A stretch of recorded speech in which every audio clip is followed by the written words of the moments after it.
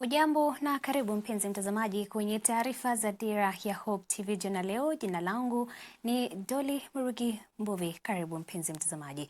Na tunaanza na taarifa kwamba Rais William Ruto ametoa wito kwa Kenya kuungana katika kuandaa ajenda ya maendeleo ya muda mrefu ya taifa, akisema kwamba Kenya ina uwezo wa kufikia hadhi ya uchumi wa kiwango cha juu kupitia mfumo wa maendeleo uliowekwa kikatiba. Akizungumza katika ikulu ya Nairobi, Rais pia amesisitiza dhamira ya serikali kuimarisha ushirikiano na taasisi za kidini katika utoaji wa huduma muhimu za kijamii. Mwanahabari wetu Alice Diana ana taarifa zaidi. Rais William Ruto amesema Kenya imepiga hatua kubwa katika kipindi cha miaka 4 iliyopita, hatua ambazo zinaonyesha kuwa inawezekana kuibadilisha nchi ndani ya kizazi hiki. Kiongozi huyo wa taifa amesema hatua inayofuata ya maendeleo inapaswa kujikita katika kujenga taifa lenye utulivu, demokrasia na umoja, linaloongozwa kwa kuzingatia utawala wa sheria huku likiimarisha ustawi wa kiuchumi.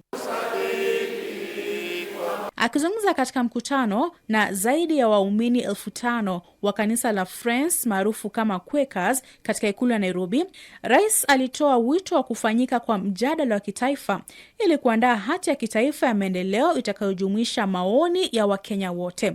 Alisema hati hiyo itatoa mwongozo wa maendeleo ya muda mrefu ya nchi na kulinda ajenda ya maendeleo dhidi ya mabadiliko ya uongozi wa kisiasa au mizunguko ya uchaguzi.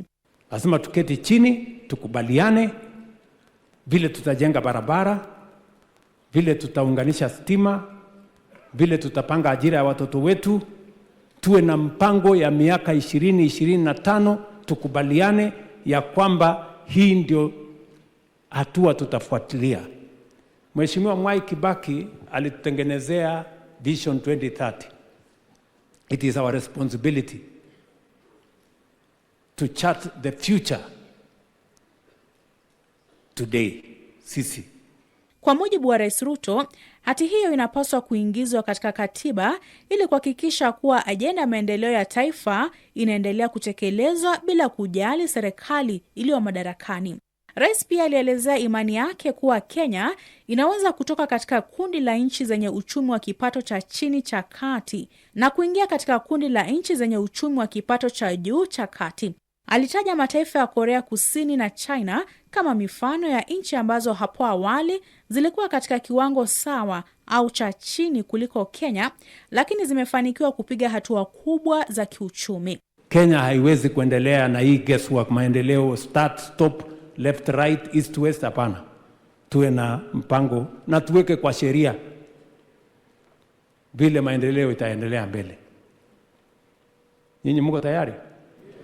Unajua ile tulitengeneza ya Vision 2030, public participation haikukuweko, wananchi hawakuzungumzia na hatukukuwa na sheria.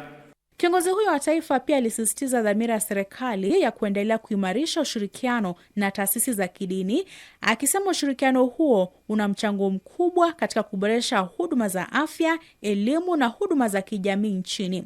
Kwa upande wao, viongozi wa dini waliwataka wanasiasa kupunguza matamshi yanayoweza kuchochea migawanyiko na kuhamasisha umoja wa kitaifa. What is happening in the nation, I think we need to pray. Kwa sababu tumekuwa na cheche za maneno moto za kuchoma, kuharibu inji. Lakini sisi kama kanisa la marafiki, tunaomba kwamba hata wanasiasa mahala wako watulize boli. Bwana Yesu asifiwe.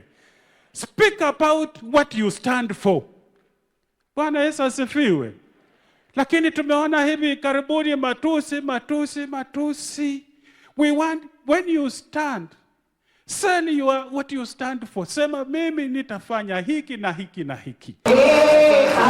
Alice Diana, Dira ya Hope TV.